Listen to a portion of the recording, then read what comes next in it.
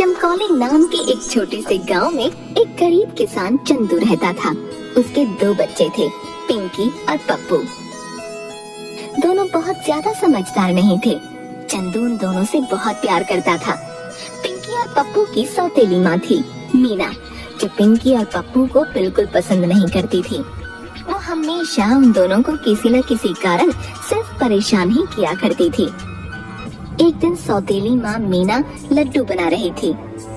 हाय हाय, कितनी अच्छी खुशबू आ रही है मेरे बनाए लड्डुओं से। हाय हाय, आज तो गट्टू बहुत खुश हो जाएगा। हाँ, क्या खुशबू है, वाह वाह वाह वाह। तभी मीना के पास पिंकी आती है। मीना माँ, एक लड्डू दो ना, बहुत भूख लगी है।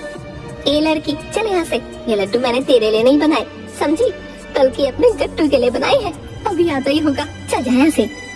माँ मैं जानती हूँ मीना माँ, ये आपने गट्टू भैया के लिए बनाई है, लेकिन बस एक लड्डू दे दो ना, मुझे बेसन के लड्डू बहुत पसंद है। हाँ हाँ, जो मेरे गट्टू को पसंद होता है वही तुम दोनों भाई बहनों को भी पसंद है। चल जा यहाँ से, बढ़िया ही लड्डू खाने वाली। ये बात सुनकर पिंकी उदास हो जाती है। तभी वहाँ गट्टू आता है और बड़ी रूखी आवाज में बोलता है, माँ, ओ माँ, कुछ खाने को दो जल्दी, भूख लगी है। अरे हाँ हाँ बेटा, क्यों नहीं, ये देख मैंने तेरी पसंद के बेसन के लड्डू बनाए हैं, अभी लाती हूँ। हाँ हाँ ठीक है, जल्दी लेकर आओ, मुझे बहुत भूख लगी है, जाओ।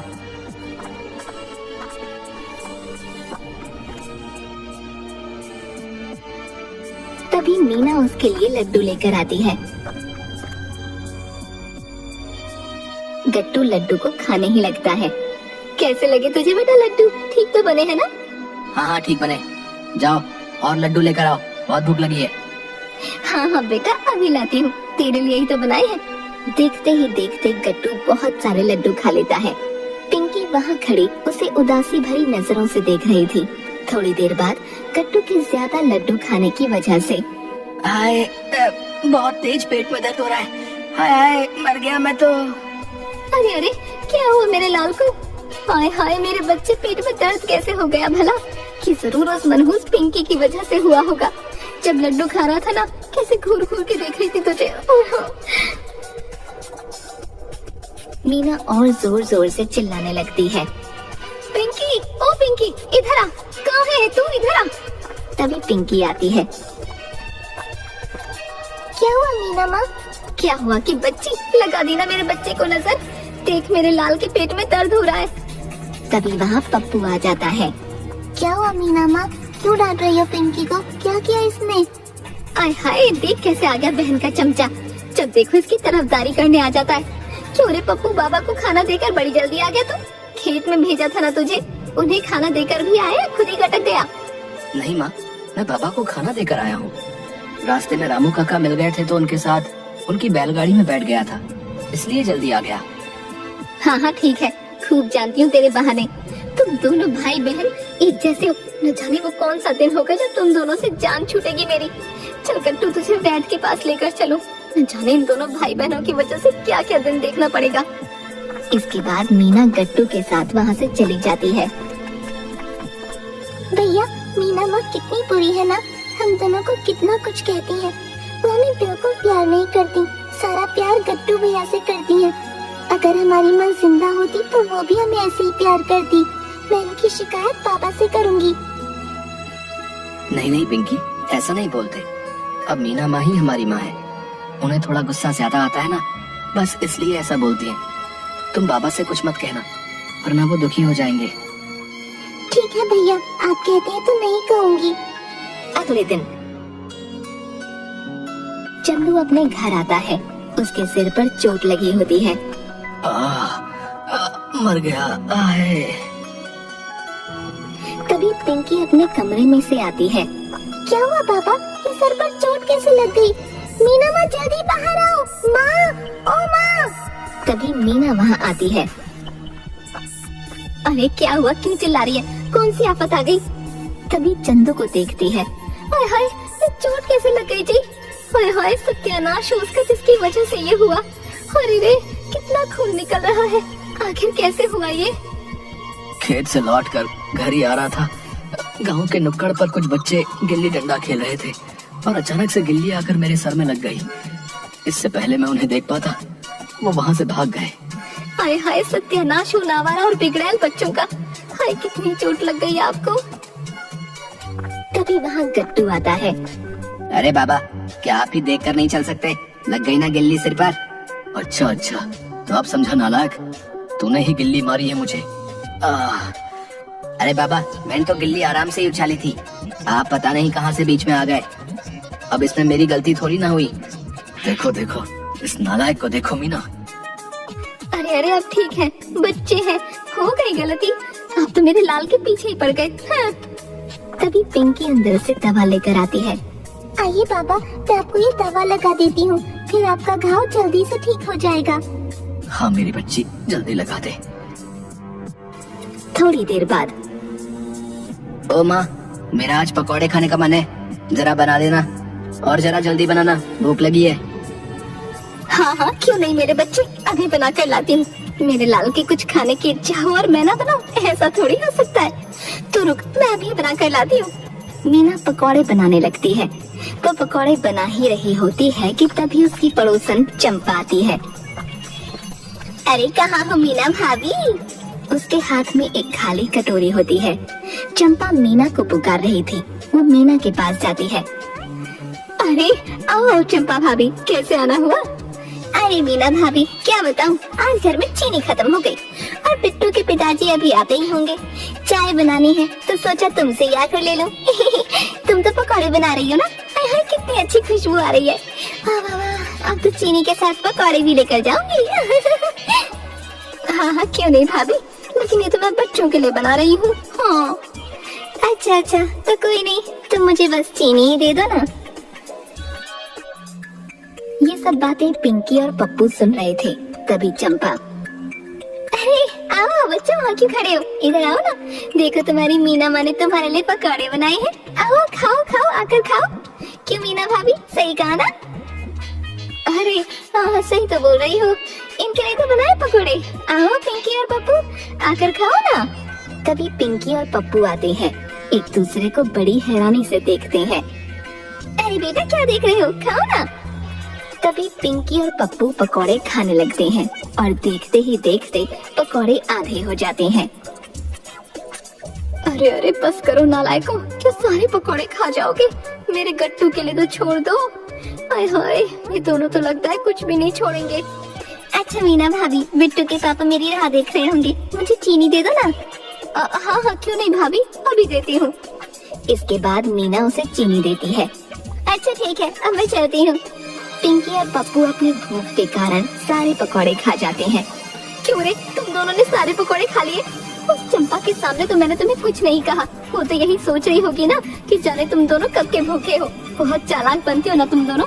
आज से 3 दिन तक तुम दोनों को खाना नहीं दूंगी, तभी अकल ठिकाने आएगी तुम्हारी। हाँ। अगली सुबह, सुनो भाग्यवान, मैं किसी काम से शहर जा रहा हूँ, तुम पिंकी और पप्पू का ख्याल रखना। हाय हाय हाय, आप क्या कहना चाहते हैं जी? क्या मैं पिंकी और पप्पू का ख्याल नहीं रखती? हाँ, सौतेली हूँ ना, इसलिए। हाय हाय भगवान। अरे अरे, चुप करो भाग्यवान, मेरे कहने का मतलब वो नहीं था। तुम भी ना बात का पहाड़ बना देती हो। अच्छा, अब मैं चलता हूँ। इसके बाद चंदा वहाँ से चला जाता है। शाम के वक्त पिंकी मीना के पास आती है। मीना माँ खाना दो ना, मुझे और पप्पू भैया को बहुत भूख लगी है। नहीं, बिल्कुल खाना नहीं मिलेगा तुम दोनों को। एक दिन नहीं खाओगे तो मर नहीं जाओगे। चल जाए यहाँ से, मुझे बहुत नींद आ रही है, मैं सोने जा रही हूँ। थोड़ी देर बाद मीना अपने कमरे में खर्राटे मारकर सो रही थी कि तभी पिंकी और पप्पू चुपके से उसके पास आते हैं और उसे सोता देख वो दोनों रसोई में जाती हैं। अरे पिंकी, देख, इस बर्तन में तो खीर रखी है, आजा दोनों यहीं खाते हैं। लेकिन भैया, ये गट्टू भाई के लिए होगी, माँ को पता चल गया तो बहुत गुस्सा करेंगी। तू घबरा मत, अभी खीर खा, माँ से कैसे बचना है मुझे पता है। अच्छा भैया, ला मुझे दो। दोनों पेट भरकर खीर खाते हैं। वाह रे बहना, आज तो मजा आ गया। लेकिन भैया, अब तो पतीले में थोड़ी सी खीर बची है, माँ को पता चल जाएगा। अब देखती जाओ जरा, तभी पप्पू पानी के 2 गिलास खीर में मिला देता है और साथ में थोड़ा नमक डाल देता है। अगली सुबह माँ माँ सुनती नहीं हो? माँ बहुत तेज भूख लगी है, रात वाली खीर ला कर दो। अरे उठ गया मेरा लाल, अभी गरम करके लाती हूँ। मीना खीर गरम करके गट्टू को देती है। ले खा ले, पेट भर के खा। गट्टू खीर का एक निवाला खाते ही छी थू, ये कैसी बेकार खीर खिला दी मुझे। माँ किसने कहा आपको ये खीर गर्म करने को? सारी खीर खराब हो गई ना। मीना कुछ समझ नहीं पाई और चुपचाप वहाँ से चली गई। दरवाजे के बाहर से पिंकी और पप्पू हंसने लगे। चंपा मीना की पड़ोसन वापस मीना के घर आती है। अरे कहाँ हो मीना भाभी? अरे अरे आइए ना चंपा भाभी। अरे मीना भाभी, तुम्हारे लिए खुशखबरी लाई हूँ। तुम अक्सर कहती हो ना तुम्हें बहुत अच्छा नृत्य आता है, तो हमारे गांव में नृत्य प्रतियोगिता होने वाली है। इनाम में मोटी राशि मिलेगी। हाँ, मैंने उसमें तुम्हारा नाम लिखवाया है।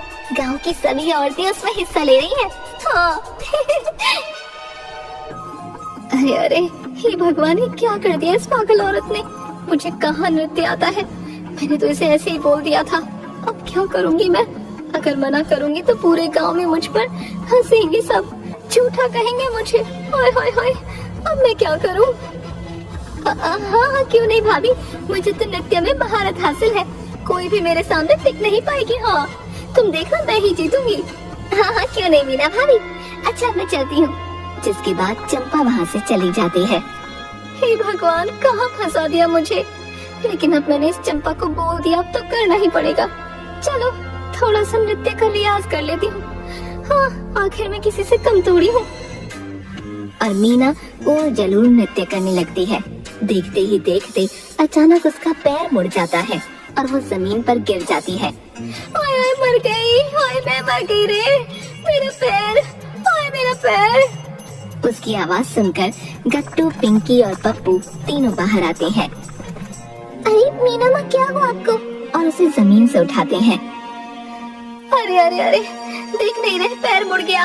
और मेरा बेटा गट्टू, देख तो सही वहाँ क्यों खड़ा है? अरे देख तो रहा हूँ, इतना चिल्ला क्यों रही हो? छोटी सी तो चोट है।